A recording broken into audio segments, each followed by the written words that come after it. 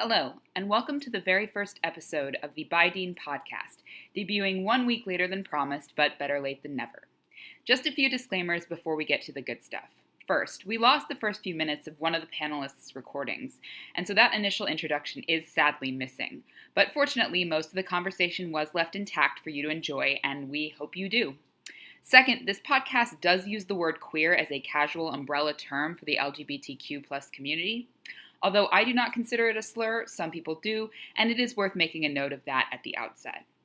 Finally, if you are interested in participating in the podcast, we are still looking to expand our pool of panelists. Please get in touch with me either by email at bydeanpodcast@gmail.com or on Tumblr at bydeanpodcast.tumblr.com. Thank you for your patience, and I hope you enjoy our first episode.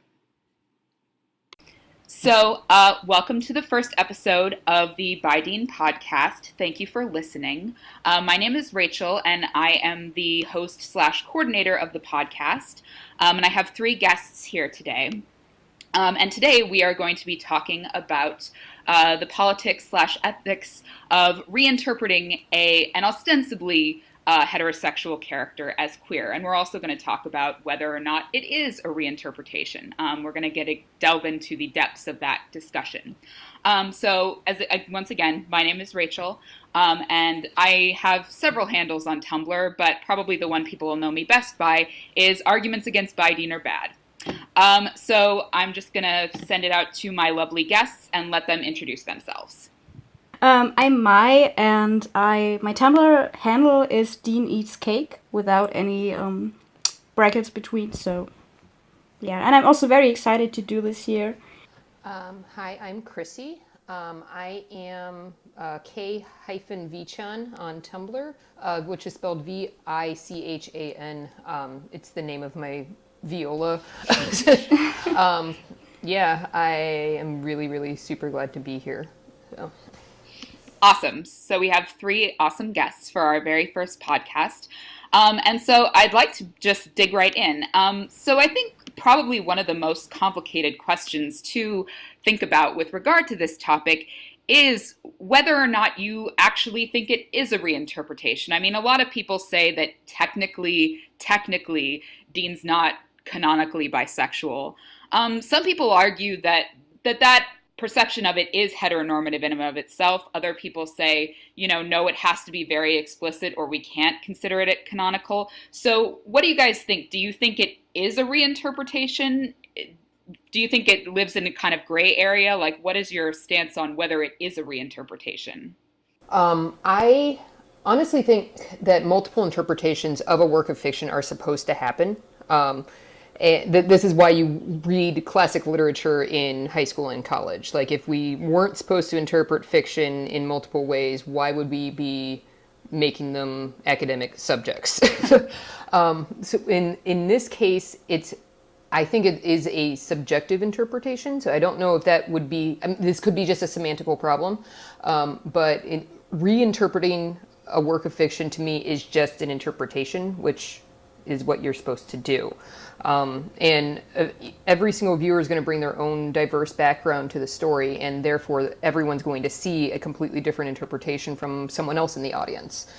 I think a queer member of the audience like me is going to be more likely to see Dean's queerness, whereas a straight member of the audience is probably going to be more convinced that he's straight.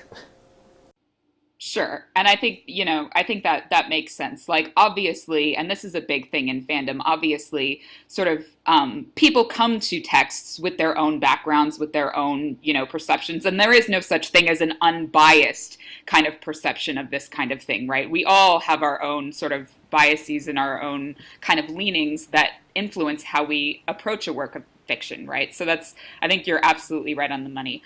Other people's thoughts about that? Personally, I think that I agree with Chrissy that it's mostly an interpretation and not a reinterpretation, because in the text itself, he never says he's straight. So you don't actually have to bend over and say, we're going to ignore this. You can just jump right on the moments where you think that he's portrayed as bisexual and just interpret that. So I think it would be an issue of When he really says, yes, I as a straight man think this, but he never does that. So I think basically everything you think about his sexuality is valid because he never talks about. I mean, he talks about it in certain situations, but never really as canon for me, at least. So I mean, Supernatural is a massive text, right? In terms of talking about just the amount of textual content that is there, it's so massive. I mean, and there's so much content there. And part of what's really, really complicated about this conversation is that sometimes parts of the text are sort of in opposition to themselves, you know? I mean, there are moments when Dean sort of says, sort of, I don't swing that way or whatever, but those are complicated moments in the sense that oftentimes like he's the one who's interpreting that a guy's coming on to him, and like that isn't even necessarily what's really happening. So on the one hand there's this refutation of it, but on the other hand he's the one who's invoking the possibility in the first place and sort of reading a come on where there isn't necessarily even one there, right? So like there's a lot of things about Supernatural's depiction of him that sort of have these like yeah, they feel like they can be sort of approached from more than one side, and that is kind of, I think that's partly why this has become such a controversial issue, because you know those moments are inherently kind of,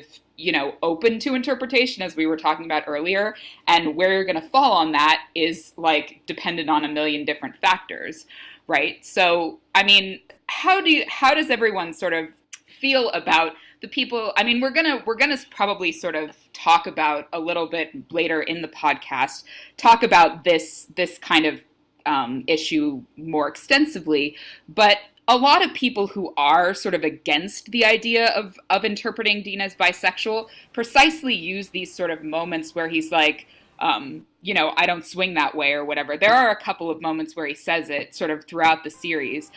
They sort of use that as evidence for why he cannot be understood as queer. So how do we feel about those moments? Like, how do we understand them? As a queer person, I think many people who are either gay or bi or anything other than straight have probably said at least one point in their lives that they're straight. yeah, Definitely. That's just a fact. Absolutely. Like it's not like that is a common everyday occurrence. So that doesn't really say anything to me. Like if anything, I feel like the people who are queer are even more likely to state that they're straight than the people who are straight. Yeah. So that actually might even like convince me more that he is. So. I mean, that honestly, like for me, just for me personally, like those moments are actually some of the moments. Yeah, I agree that those are some of the moments when actually he reads as the most kind of like, it seems like it's most like flagging that he might be queer, because yes, I mean, we have to remember, of course, that Dean is not a real person, right? He's a fictional character who's being scripted by writers. And everything that happens on Supernatural is the product of artistic choices, typically of writers, but also of actors and like, you know, editors and all kinds of different people.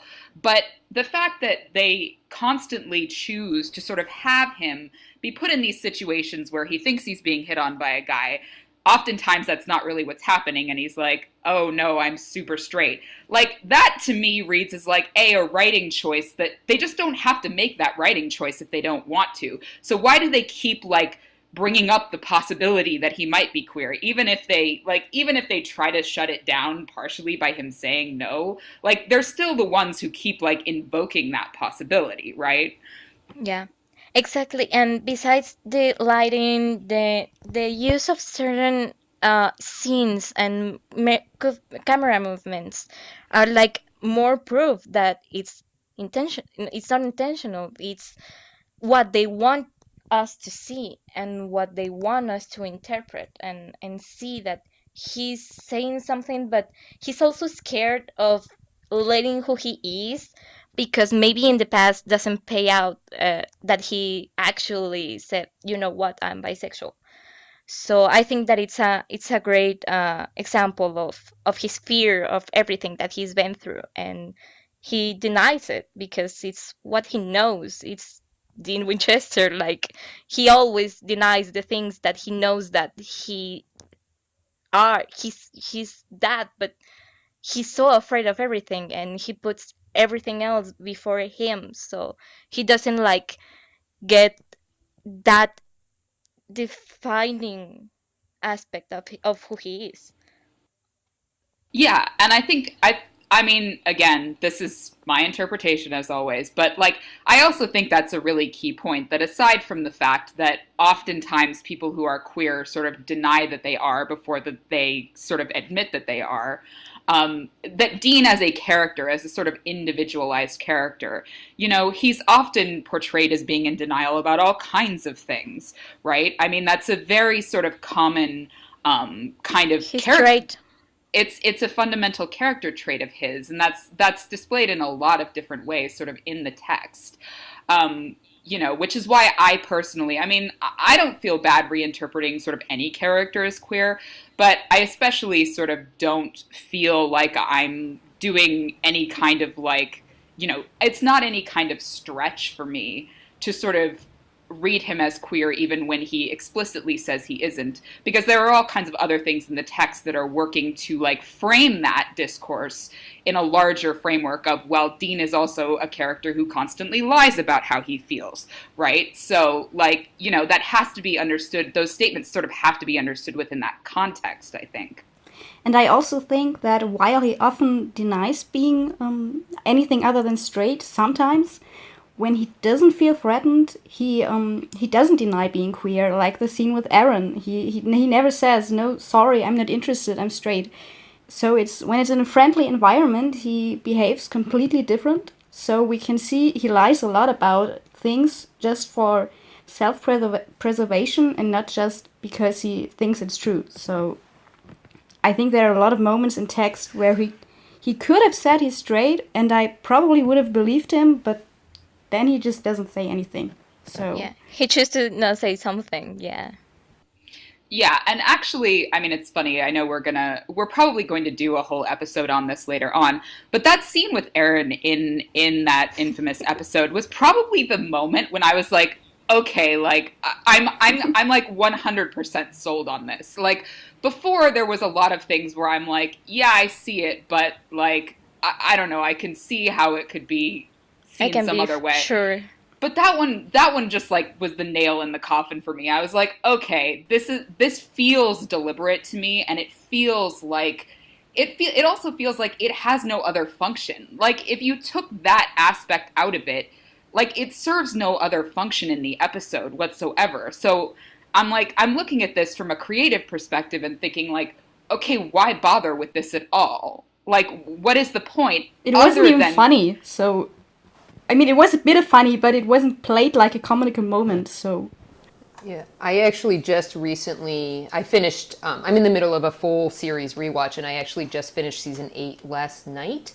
So I recently watched that episode, and something that really struck me on this time around was that it's not even contrast, but the very, very stark similarities between Aaron hitting on him, and then in the very next episode, Elise hitting on him. And the reasons that Dean gave for to both of them was, I'm sorry, I'm working. Like it was pretty much almost an identical reasoning, and that is a superb moment. Something else about that scene with Aaron, though, is that something that I pay quite a bit of attention to is background music. And there was no wacky music playing in the background to denote that it's a silly scene and that we're supposed to feel like it's a funny thing. There was, in fact, I believe that there was no background music whatsoever, which means that that is a sign that they truly are leaving that up to our interpretation, because background music is there to tell you how to feel. Yeah, and I mean that's definitely sort of worth thinking about, I think, because obviously, yeah, all of these aspects of the text, as multiple people have said, you know, things like lighting, things like editing, you know, things like background music, they're all sort of adding to the narrative in a certain way. You know, they often aren't the first thing we pay attention to, but they're certainly relevant in how people come to see a text of, you know, a televisual text. And like that aspect of it certainly, you know, that certainly has relevance. I mean, if we sort of compare it to the famous famous Dr. Sexy moment, right? Like that moment I also think is very heavily loaded with like a queer implication, but it is also explicitly framed as being quasi-comedic, right? Whereas I think you're right with that Aaron moment. It's not really framed that way by the like music or by those like, you know, those choices that are more visible in a moment like that. Yeah. For me, like this season 8 was the most selling point for me because I've saw a lot of those hints that he might be bisexual from season 1, since season 1. And I was watching the season 8 and I was with my sister. And since Dean said that he wasn't in Purgatory, Miami, I turned with my sister and I was like, did he quote the Miami, the bar of the queer community? And she was like, I think so. And she doesn't understand my point from B. Dean. And I was like, yeah. And I started to watch it without her. And I kept seeing these hints in season 8 that it's queer. The queer coding in that season, it's very strong from like everything from his relationship with Benny and Garth and all of the things that happen there. It's like, man, you're bisexual. Yeah, I really feel like, I mean, other people have said this, and I kind of agree that season 8 feels like, I mean, all the seasons, there's definitely sort of moments that you can pull out. Yeah, but season 8 feels particularly kind of heavy on a lot of that. And I think that moment about that actually that issue about the name of the gay bar, Purgatory, the gay bar, which is in Miami. I mean, it's apparently it's not there anymore, but there used to be a gay bar in Miami called Purgatory, right? And Supernatural, if you're just a casual viewer of Supernatural, like there's no way you'd know that. It's not framed as a joke, and there's nothing overt about it that tells you that that's any kind of queer implication. But like this seems to almost have been like an inside joke amongst the writers, because I have a very hard time believing that it's an accident that they just were like, oh, Purgatory, the one in Miami. Like, there happens to be a gay bar in Miami named Purgatory, and, like, that wasn't, you know, that wasn't on purpose. Like, it's a real stretch for me to believe that that's a coincidence. And it suggests, yeah, this kind of, like, very, very, very underground kind of, like, signaling to audience members like ourselves who are sort of very honed into that, but that isn't put on display for casual viewers at all. Which, I mean, I don't necessarily know if we should get too far down the rabbit hole of like author intentions or whatever, but I do think that that aspect of it is telling in the sense that when we think about what is a reinterpretation, if a lot of times the kind of protest against it is, oh, you're going against what, you know, the sacred intentions of the author, which I also, again, don't have a lot of, like, I don't treat as sacred. But I mean, it's possible that that's also not entirely accurate. Yeah. One thing that the show itself has pointed out to us is that what makes a story, is it the text or the subtext? Mm-hmm. And I'm not an academic when it comes to writing. I have taken like one creative writing class and I have a couple books that I've read. But something that's pretty consistent is that a story will have subtext on purpose. Yeah. That's the mark of a good story. Like some kind of saying in Hollywood that if your scene is about what the scene is about, it's not a good scene or something like that. There should be multiple levels to every scene. And we're at this point in season 12 anyway, where literally every single writer currently on staff has given us pretty significant by Dean subtext, whereas some older writers did not. So that is particularly interesting to me because I feel like, because all writers are going to put in subtext. Yes, we can not go down the rabbit hole of author intention or not, but their subtext is incredibly ambiguous. And that's why it's left up to interpretation. But the fact that we are now getting every single writer on the same page is very interesting compared to, I think, even in season 8, I don't think all the writers were on the same page, at least in terms of the subtext. Yeah. From from an academic perspective, I study, my major is literature, and many of my teachers have told me non-stop, you can write something without the subtext. It's like there's the charge of symbolic meaning and everything that you don't want to say or your subconscious is saying, it's in the subtext. And maybe they didn't plan on doing a queer character as Dean, but it turns out. And I remember watching an interview with Eric Kripke, and he was like, "Nah, man, I wanted to a different car than the Impala." And I sorry, I can remember the car. And all the people said to him that he couldn't put that car because it wasn't masculine enough. And he went with the Impala, and now it's iconic and stuff. But that sort of thing that goes into the story of the story itself. They're the little things that build a story, and they've been telling this story for almost 13 years.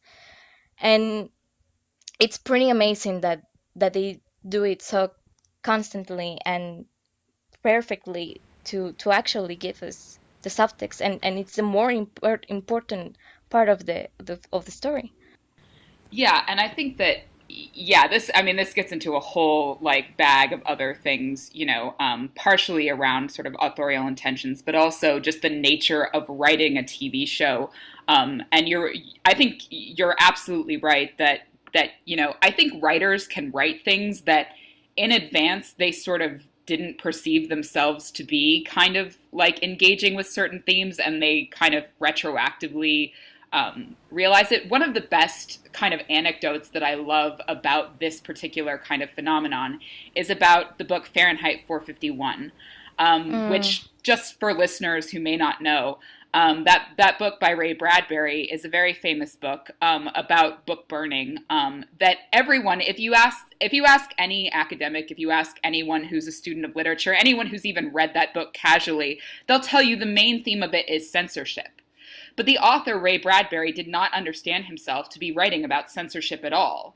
And so his understanding of it was something about how like television is ruining people's impulse to read or something, which is a bit silly in my opinion. But that's sort of neither here nor there for the purposes of this discussion. The point is that like the primary interpretation of Fahrenheit 451 is entirely about analyzing censorship. And the author, the original author, did not understand himself to be writing a text about censorship at all, right? So, like, it's a really interesting way of like acknowledging that writer intentions don't necessarily, like, even if you don't start with a certain intention, how you write can come off entirely different to the audience. And that's actually the real power that it takes on, right, is how the audience understands it. Like, you as the author are actually somewhat limited in how, you don't have unilateral control over how your text is going to be, how it's going to be received by the people who understand, who come to read it or see it or whatever. And that seems to be in large part the case with Dean and Supernatural, whether the authors had those intentions initially or not. Yeah. I think in the end it's also not so important what the author thinks, because first of all there are a lot of authors on Supernatural. Yes. And even the showrunners change. So even if Kripke said, "Oh my God, he's so heterosexual," if Deb now says, "No, he's not," then he's not. So in the end, it's all very relative. And I think a lot of casual viewers don't even think about who runs the show, who wrote this episode. So I think we have a lot of thoughts on that, but the casual viewer is just, whatever. So it's always very personal, because sometimes you don't even have all the information. For example, I never heard about this Kripke interview with the Impala, so there was no issue for me. I was always just saying, okay, that's the Impala, and I'm done with that, so yeah. The only story I heard about the Impala was that Kripke was told that the car had to be big enough to fit a body in the trunk. So I'm really glad you shared that story with us. Yeah, I think I saw it in the DVD. I can't remember. I tried to locate the video, and I'll post it on Tumblr later. But yeah, and for me it was like super important that part because he named Dean names baby Dean Paula, and he saw her like she, like a her, and it's just a car. And the fact that he saw the car as a woman, and it's supposedly be a masculine thing for Dean, and he turns it into a woman, the car. It's like very interesting. I mean, yeah, I feel like that the like framing of baby or the car is like a whole, like I feel like I could write a whole thesis just on the complexity of like the gender dynamics of that, and like that is so complicated. I mean, it's a fascinating topic, but I do kind of want to recenter the conversation a little bit around the initial kind of theme. Definitely a topic to think about later on, as maybe a side project. But I am sort of on board with everyone else that the author's intention, I just don't care a lot about the author's intentions at the end of the day. Sometimes that's interesting to visit, you know, as a kind of side note for me, or, kind of footnote for me about the text, but it doesn't, I don't feel obligated to sort of kowtow to authorship, kind of as the ultimate interpretation. And we're actually probably going to have a whole episode on that dynamic a little bit later on, so I don't want to spend too much more time on that. But I do kind of want to ask, do people think, a lot of us are really skeptical of this idea of kind of treating one interpretation as gospel or whatever, particularly a heteronormative interpretation. Do we think there are any valid criticisms whatsoever of interpreting a character as queer, interpreting or reinterpreting, however you want to frame it? Like, are there any valid criticisms of that whatsoever, do we think? The only compelling argument that I've actually heard is that on the reverse of what we're discussing now, is that if a canonically queer character was reinterpreted as straight, then the LGBT community would flip their shit. Sorry. They would find it offensive. And I completely understand that. However, I kind of think that argument misses the mark a little bit, for a couple reasons. One is because we're not reinterpreting Dean as gay, we are reinterpreting him as bisexual. Yeah. So him having sex with a girl does not invalidate bisexuality. Sure. And the other point of that is that, as we all know, the LGBT community has been marginalized for decades, hundreds of years, thousands of years, however, there's lots of history of being marginalized for sexuality, whereas straight people are not. So that I can understand that argument. It is a little bit compelling because if the situations were reversed, I would understand that. But I don't think that there's the same amount riding on it. Yeah, I strongly agree that, I mean, yes, I understand how the reverse argument makes sense, and I think it does make sense. The idea of reinterpreting a queer character as exclusively as heterosexual, there are, I would say, politics to that I would condemn for a lot of different reasons. Because I think it plays into this history of erasure that you mentioned that is, very present, and it's still active to a certain degree in modern culture, and so the power dynamic isn't equal, but I also think that if we're invoking history, I think the Hays Code is relevant to this, both in terms of thinking about the inverse possibility, but also just understanding queer coding as a phenomenon in popular culture. The Hays Code was a code that was implemented, particularly by the Motion Picture Association. I think that's what it's called, MPA. And I can't remember whether it was in the 40s, when exactly it was. But it was this code that basically made it, there was all kinds of, it was a moral code that was about what you could put on, in movies at the time. And there were all kinds of rules about drugs, about, all kinds of different things. And obviously sexual behavior was part of that. And part of the explicit code was that you could not portray homosexuality, or if you did, like it had to be extremely, extremely negative because it had to give that moral message of this is not okay, right? And so Hollywood developed, strategies for kind of trying to implicitly code people as queer without being super, super explicit about it as a way to try to get around the Hays Code.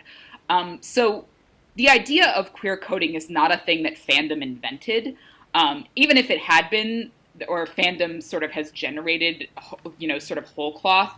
Even if it had been, that doesn't necessarily make it invalid. But the point is that, like, this is a practice that has existed in Hollywood and existed for a long time. And even though the Hays Code is no longer operative, there are still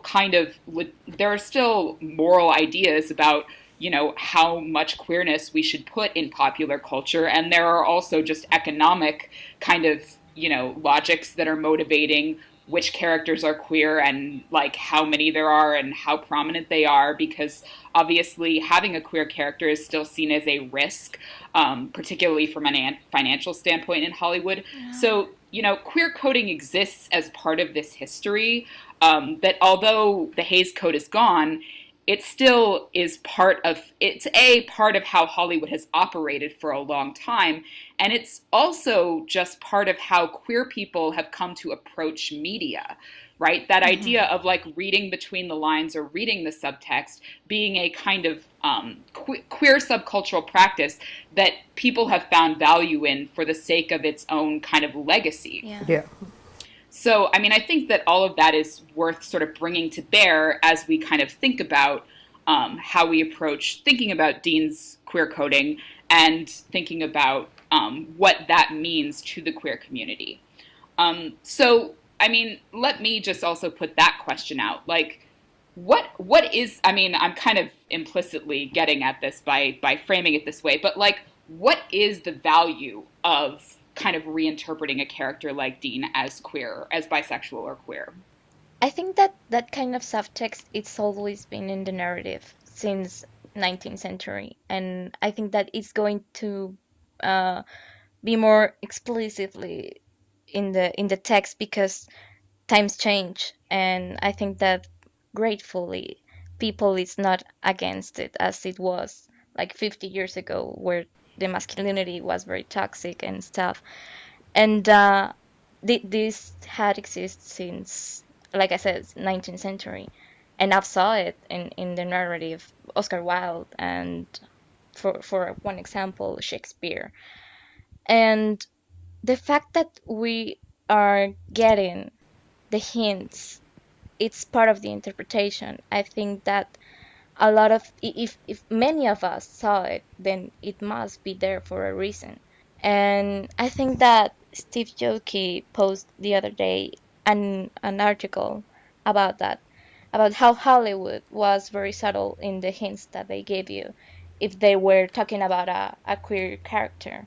And it was very interesting because Dean almost like get 100 points out of the test that it was there, that it was a queer coded character. And I was like, damn, I mean, and one of the writers of the ESPN post that on Twitter. And I was like, they're not even trying to not say it publicly, that's what they're trying to say to us. And that we're not crazy, that we're saying it because of a reason, because it's meant to be subtle, but it's there and they can't hide it anymore. I mean, that's interesting because I had not even seen that. I have not heard about it. Granted, I haven't been on Tumblr a lot recently because I've been working a lot. But that is really interesting to know. And I'm going to go seek that out once we are done sort of talking about this. Yes. It's on my Tumblr. I don't know where, but it's there. I think they all don't give a shit anymore. I'm sorry you can't code that out. But really, so many people who are working there are just posting things left and right all about bisexuality. It's very fun, actually. So yeah, I mean, that sort of again leads into another topic that we're going to talk about later on in the podcast, which is how likely do we think this is going to be canonized. And I do get that sense that there are a lot of things happening that seem to be kind of like testing the waters, or like, you know, setting out the first like initial, you know, kind of stepping stones that way. I don't know that that's actually going to manifest in anything, but it is interesting. And to sort of get back a little bit to something we were talking about before, again, not to get too far down the rabbit hole of authorial intentions, but one of the most like jaw-dropping moments for me was when I discovered actually the oh my god, on the episode where Dean meets Aaron, the writer Ben Edlund, the commentary. Thank you. I don't know why that word was eluding me. On the commentary, Ben Edlund, and who was the writer of the episode, and Phil, I have no idea how you say his last name. Scricia? I don't know. Something. Who has been a long time, like he directs a lot of episodes and he's a producer or something, I don't know, but he's been attached to Supernatural for many, many years. And they are having this conversation about this scene, and they basically like, they go as far as they possibly can towards saying that he's bisexual without actually saying it. And I was just like, when I encountered that initially, my jaw like hit the floor because I was like, oh my God, you're just like not even trying anymore to not acknowledge this. Like, and, you know, again, it's a thing that a lot of, you know, casual viewers would never know about. But I was just like, wow.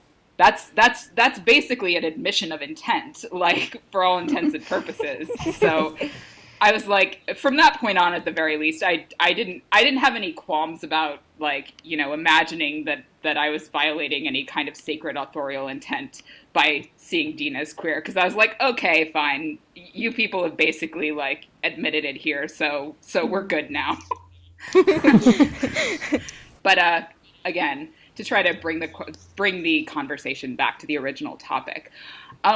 So one of the things that I feel like has been a point of conflict within the sort of community of people who potentially interpret Dean as bisexual, or who at least see Dean's queer coding as queer baiting, is the argument about like, is subtext enough? Like, is keeping it subtext, is it a problem to treat him as queer when he doesn't quote unquote provide representation in the way that a very, very explicit canonical LGBTQ character provides representation? Because that's something that I've seen a lot of people who are in this community disagree about, and disagree about very contentiously sometimes. So I'm interested to get people's thoughts about that. For me personally, just because as a bisexual person that I feel in many aspects of my life, I'm actually doing the passing straight thing. Just because most people who are currently in my life and see me every day, like my coworkers, etc., they've only seen me date a dude. And so just because, like, even if Dean comes right out and says that he's straight in the show, and we don't get anything else besides that, I'm probably always still going to think of him as a closeted bisexual, just because I have seen so many things that he does that I have done.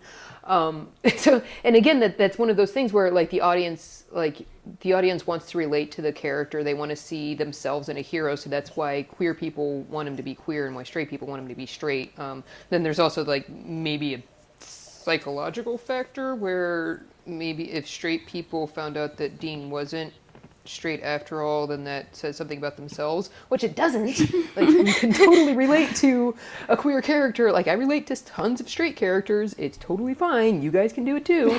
So but I do see a lot of value in it, because if this could also be a generational thing though. I feel like just because Supernatural has been on so long, it has a very, very broad audience, and I feel like a lot of believers in By Dean tend to veer young, where I am probably on the mid to older spectrum at 34, and that could be because I grew up with queer coding, and I grew up with having to look at that subtext and accepting it. So this could be a generational divide. I also think that the word queer baiting is so new that I don't think it's clearly defined yet. Like I get the general idea of it, but it's hard to apply it to Supernatural when I've heard so many different, Yeah. slightly different definitions of it. I can completely understand why. So, like, I can completely understand why people would say it is. Personally, for me, I enjoy the show the way it is. I mean, there are topics, I don't, but in the general.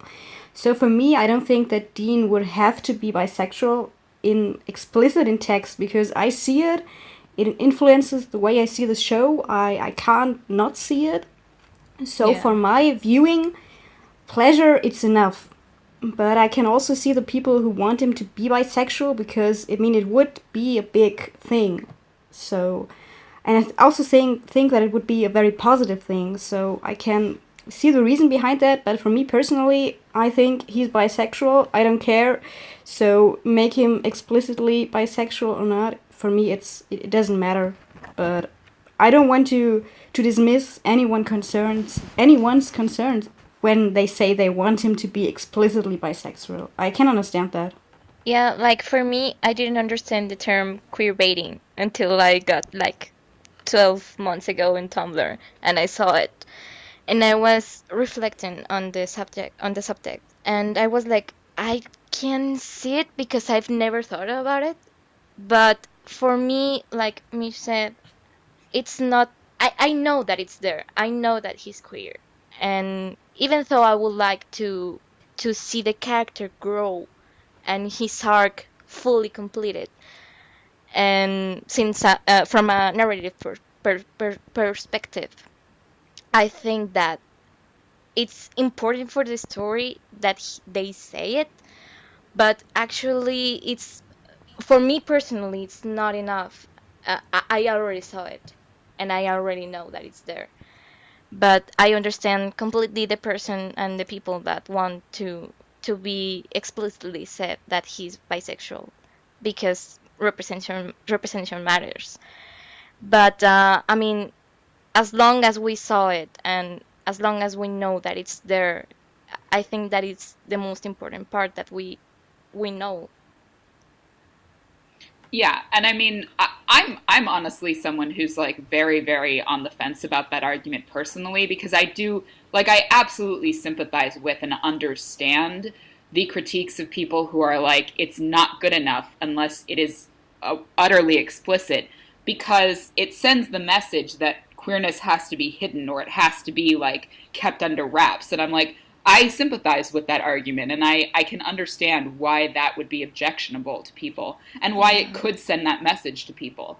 But I am also of that, like, there is also a part of me that feels like, I mean, for me personally, like, I am comfortable just sort of thinking of him as queer in an uncomplicated way, just in terms of how I approach watching the show. Like, just my own personal approach to watching the show, aside from any kind of political, like, analysis of it, is like, he's bisexual to me, and that is just like, it's solid and it's clear in how I approach watching the show. In terms of, yeah, like I said, in terms of how I analyze the politics of the show, it's a little more complicated because I do sympathize with that argument. But I also think, yes, that there are generational gaps there. I'm 31 and I kind of, I am bisexual as well. And, I remember growing up and having quote unquote just basically all subtext and kind of getting a lot of value out of that anyway, even though it wasn't kind of explicit. And in some ways, honestly, there's a part of me that can find particular value in that experience in the sense of it kind of just gives you that feeling of like I'm in on something that you clueless heterosexual people are not in on, which can be kind of gratifying in its own way too. Like, so, I mean, I personally just have a lot of ambivalence about that argument because I absolutely see what is valid about critiquing it, but I don't think I don't think it's an uncomplicated issue. I think that there are a lot of different intersecting kind of political dynamics that are happening here, and that all of the, it's nuanced and it's complicated and it's messy, like, which is not, a very satisfying conclusion, but it's the one I've sort of come to about this issue. One thing that I just wanted to throw out there, because I feel like Supernatural is really, really unique in that I kind of think that it's the only show on the air right now that is in the position that we see it in. That is to say, they have a decision that they have to make before the end of the show. Like they really do. They have to make a decision, and they're going to have to make it at the before the end of the show. But the fact that it's been on, we're going into its 13th season. That means they're the only show that is really in this position where they were on air. Because in the past, like even 5 years, the number of queer characters on TV that are like out and we know that they're not straight, that in the past 5 years that has just exploded, which I find wonderful. Yay, there's finally gay people on my TV. But Supernatural, when it started, it started in 2005.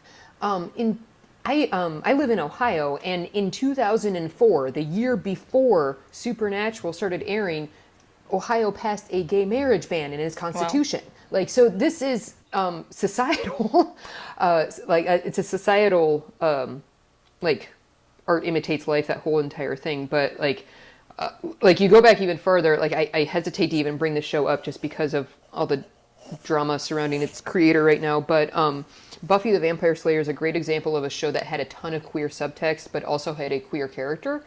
But even when they made Willow canonically gay, the queer subtext didn't necessarily go away. Like there was subtext between Buffy and Faith, and Angel and Spike, and Spike and Xander, and they wrote that in there clearly on purpose. And that is the product between the Hays Code and today, where they're used to writing things in a certain way. And I think Supernatural started out as that same kind of Buffy product, where queer subtext, we should probably put that in there because that is kind of a tradition, especially in sci-fi fantasy. Whereas now Supernatural has been on so long that we're now seeing queer coding fall to the wayside, and more actually textually queer people. So yeah, Supernatural is they're kind of representative of a turning point in film, honestly. I think we're going to look back at it and see it that way anyway, but I also can't see the future. So I feel like Supernatural is literally the only TV show on the air right now that is in that unique position, that just because they've been on for so freaking long. So they have privilege.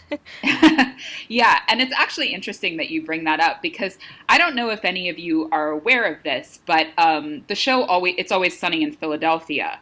It has been on for the same number of years as Supernatural is. It has 12 seasons. It's going to be going into its 13th season when it restarts again, although that's the date is unclear because one of the stars is going on another show. But anyway, so again, I don't know how many people know this, because Always Sunny is one of those shows like Supernatural that has sort of a cult following that really loves it, but it's not super popular or whatever. And it is different from Supernatural in a lot of different ways, and it's not a direct parallel. But there is a main character on the show, Mac, who, for a very long time, it was a running joke on the show that he was gay and closeted. And it was unclear for a very long time as to whether they were ever going to commit to being no, he's really just gay, just going full steam ahead with it. And in the very latest season, they did. And they basically had him come out. He's like, I'm gay. And he's this hyper masculine character. He's portrayed as this hyper masculine character. And that was sort of the essence of the joke, that he's this super, super masculine character who's obsessed with bodybuilding and is totally, and karate and all this kind of stuff. And he is obsessed with portraying himself as this alpha male, in some ways parallel to Dean. And they were sort of, Always Sunny is a comedy, and it is more sort of edgy than Supernatural in a lot of ways, and explicitly so. And so there are some ways in which it's not a perfect parallel, but it is interesting because I do think it's worth sort of thinking about, like, Always Sunny came on at the same time Supernatural did, was just 2005. And like at that point, arguably, they couldn't have gotten away with having one of their lead male characters be openly queer. And they seem to have become okay with that idea and really embraced that idea. So I think that, yeah, these shows that have been on for a long time, like Always Sunny or Supernatural, they've lived through a lot of social progress around this. And I also think that manifests in lower key ways on Supernatural. I don't think in the earlier seasons they would have had a gay male hunting couple on the show. I do not think they would have done that. Yeah. If they did, it would have been a joke, because queerness was very much treated as a joke for the first few seasons. Right. So. Yeah. And they were completely sort of in earnest about it when they did it in the Chitters. And so, I think that Supernatural does exist in this place where it has been on long enough that it has that opportunity to show that kind of growth and show that kind of societal progress over time, which I feel like we're all kind of hoping it does, and it'll be kind of interesting to see how that ultimately plays out as the show sort of, it's been on for a really long time, but who knows, I can't imagine that it's going to go on for another like 5 seasons or so. It's got to be winding down relatively soon. So, I think it'll be interesting to see kind of like if that ends up kind of playing out in the same way that it sort of did on Always Sunny. Personally, I think they kind of backed themselves in a corner because, for years, there's been articles like every few months about the queer baiting in Supernatural. So I think if they don't follow through, they will probably be in the history books, so to speak, because they didn't follow through. So I think they kind of, they're a little bit in the corner now, I think. Yeah, they might be, there's a very good chance that they might be held up as an example of what not to do. Yeah, exactly. Definitely. And so obviously none of us are psychic. Like we don't know where that's gonna fall. I mean, hopefully it falls in our direction, but you never know. I mean, and we are planning to do a kind of whole episode on whether people think this is really gonna happen, and what are the odds and what are the obstacles and all that kind of stuff. So I am looking forward to digging into some of that stuff a little bit later on in the podcast. But I think that this is sort of a good place to kind of, first of all, let me just throw the question out to you. Were there any other things surrounding this topic in a broad sense that anybody else sort of wanted to raise that I sort of didn't initially? One thing that I just want to append to the thing I was saying earlier about just the show being in the unique position just because it's been on so long, not only for social progress and media progress, but also in terms of the story itself. Because most times coming out stories are like, they happen in the very first season of a character that being introduced, whether it's in the first season of the show or if a character comes in later. Usually they happen very, very early on. This is obviously, there are obviously exceptions. Like I mentioned earlier, Willow from Buffy the Vampire Slayer, that didn't happen until season 4. But I feel like most often a character's sexuality, when they're queer, is one of the very, very first things that you are learning about a character. Charlie?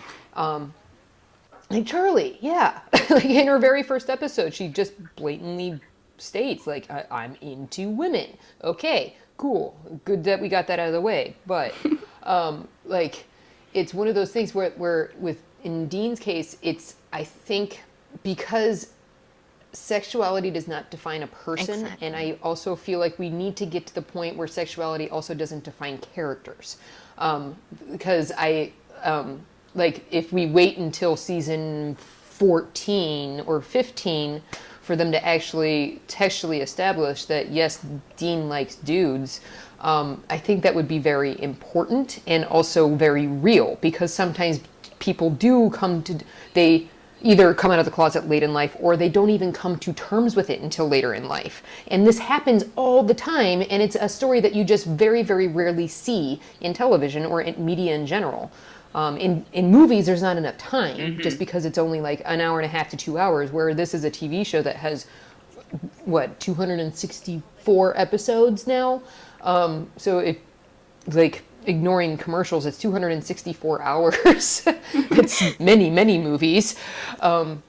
It would be very important for that story to be told, just because it's, again, this show is in that unique position where Dean can come to terms with that later in life, where I don't think, I've never heard of, like, the story of It's Always Sunny. Thank you for sharing that with us, by the way. But like, I feel like it would be very realistic, and it would be one of the first interpretations of a story that happens all the time, every day, to multiple hundreds, thousands of people all the time.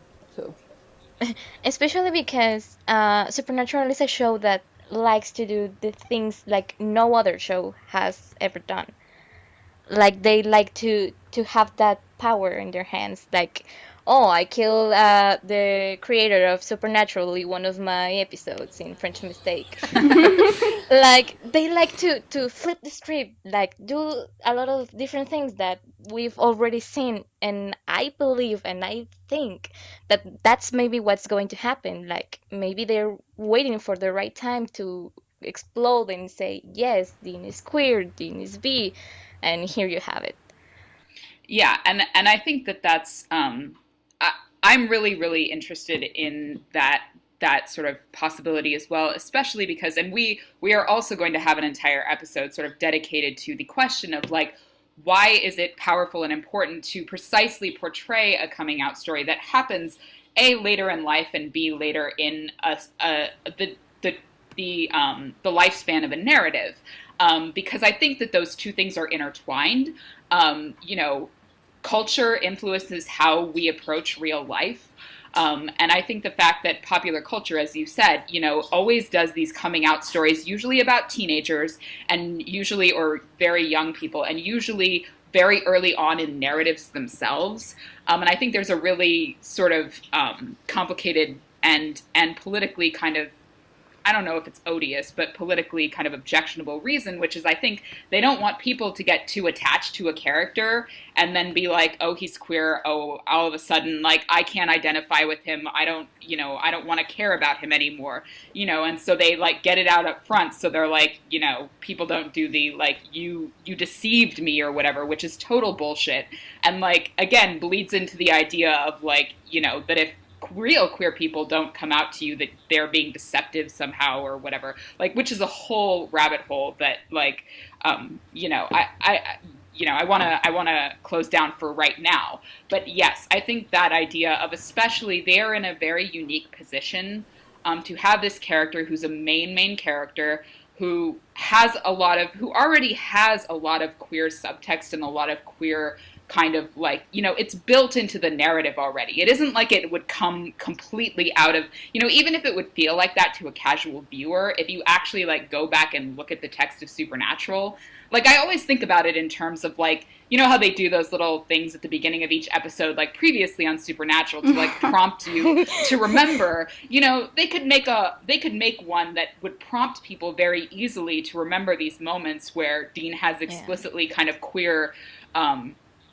coding. And so it's not like this textually is coming out of nowhere. It's not like it's just a thing that they, pulled out of thin air. And yes, the issue of people coming out later in life is very unexplored in terms of pop culture. And I think that has real potential value, particularly around a character like Dean, who is portrayed as so alpha male and masculine, which I think this is my personal interpretation, is a lot of why he has anxiety about wanting to admit that he likes dudes. Because I think, again, my interpretation, I think that's a big reason he sees those two things as being directly in conflict with one another. And that being a large part of the reason why he has so much anxiety about it, which I think is a useful narrative to kind of explore in depth the way that Supernatural has an opportunity to do. Definitely. And I also think that there's somewhere in the depth of YouTube a video exactly like you described, this previously on Supernatural, with a lot of queer moments. I think it was on Tumblr sometime. That actually fit very well. Yeah. Yeah, maybe we could link to it in the show notes. Or I try to find it. I have no idea where it was. Tumblr is wild, but if I find it, That's the thing. I'll link it. Okay, so just before we sort of end the conversation, does anyone have any last thoughts, feelings, things you want to mention regarding this topic? Anything at all? Open floor. I think the only thing that I have to add is you asked a few minutes ago criticisms of interpreting Dean as queer. Mm-hmm. And one I often read is that it's insulting to the character. And I just want to say that I think that this is one of the worst criticisms you can do, because, I mean, why is it insulting when someone is not straight? It's just so... I don't understand this. How you can even say this is a valid criticism. That is, honestly, that whenever I see that, I just, I feel those, it reminds me of that GIF, I don't know if you've seen it, of the woman who's, flames on the side of my face. That is one of the worst, one of the absolute most odious and worst, criticisms of the quote-unquote, the reinterpretation or the interpretation of an ostensibly straight character as queer. To say that it's disrespectful to the character is just oh, that's so... I mean, I'm just going to outright say that it is homophobic. It just is. There is no way you can disrespect a character by interpreting them as queer unless you think queerness is an inherently sort of inferior state that, that reduces the character somehow, which is, profoundly homophobic. So, it's useful to bring that up in the sense of, that criticism is absolutely 100% has no validity with me. Yep. And I don't have any time for that whatsoever. Yeah, just as a bi person who has been called straight multiple times, I don't feel insulted when someone calls me straight. Granted, that could be because I'm just numb to it now, but it's not an insult to me to misinterpret my sexuality. And I say misinterpret because people misinterpret my sexuality all the time. So I naturally, because I believe Dean is closeted bisexual, I believe that a whole bunch of straight people are misinterpreting his sexuality. But I don't feel like that's an insult, and it's I'm not going to attack someone if they call me straight, or if they think I'm straight, because that's not a thing that I broadcast to people. And you're absolutely right that queerness is not an inferior state. It's just another thing. It's not even a state. It's part of who you are. I mean, it's a very small part of me. So, yeah. I mean, that's... Relatively speaking, it's small. So, that argument is worth bringing up just so that we can be that is definitely not... We're definitely not giving any kind of credence to that argument. But it is worth just acknowledging that that is an argument that floats around, and it is not a good one in any way, shape, or form. So that is just shut down. Yeah, just don't say this. Yeah, never. Basically. That or he hangs out with women also, and he had sex with her, and I went, yeah, that's part of bisexuality. You can do both, right? Yeah. Yes. That's so great. He's not bisexual. He's sex with women. That isn't even... I mean, I don't know if I'm just not being sensitive enough to it. That doesn't even insult me. That just makes me laugh. I'm just you have so clearly misunderstood this whole thing that I can't even take you seriously. It's just it's an inherently hilarious statement to me, because it's just so misguided. It makes me sigh first, and then it makes me laugh. It's bisexual, and it's that quote, it's I do not think it means what you think it means. Yeah, so that's another one. We're also planning another episode where we sort of take a stab at a lot of the quote unquote anti-arguments, and that one will definitely probably be mocked once again when we revisit it there, which I'm sure we will. But I do want to sort of wrap up right now. Again, any last thoughts that people want to throw out before we sort of wrap up for this lovely session? I will just say that I am like looking forward to this series very, very, very much, and thank you for doing it. Awesome. Yes, Definitely, yeah. I was Yeah. like, I was searching for, I was like, I'm sure something like this must exist because the Dean contingent of Supernatural is so big and so active. I'm like, it has to exist, and apparently it doesn't. I was like, okay, if no one else has done it, like, I guess it's my responsibility to take that on. Yeah. So I'm super, super excited to keep it going. And you all have been fantastic first guests. Thank you so, so, so much for agreeing to do this. And I can't wait to talk to you all again soon. Thank Yeah. you, Rachel. Thank you. Thank you. Thank you so much.